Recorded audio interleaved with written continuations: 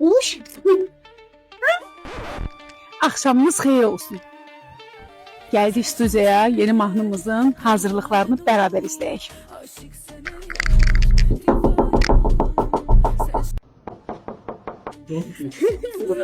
Bu gördüğünüz cavan oğlan birçoğunuzun tanıdığı, amma tanımayanlar üçün tanış edeyim.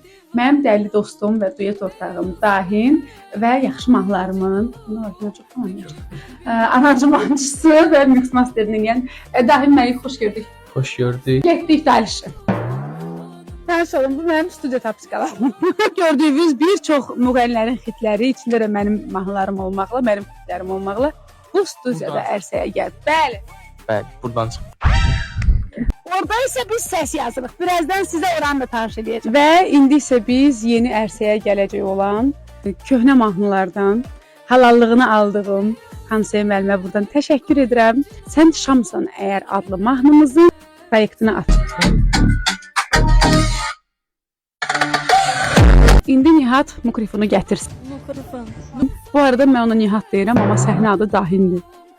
Bir balaca məşq eləyək, səsimizi yoxlayaq, hər şey yerindədirsə gedək səsimizə. Sen Şamsan eğer pervanen Pervanen oğlum, onu elineme. Pervanen oğlum. Kısa. pervanen olur. Birincisində düz elədin, ikincisində özün kimi elədin, daha yaxşıdır.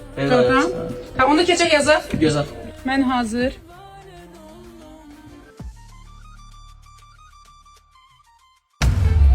Sen Şamsan eğer pervanen olur. Aşık sen eğer divanen olur. Allah.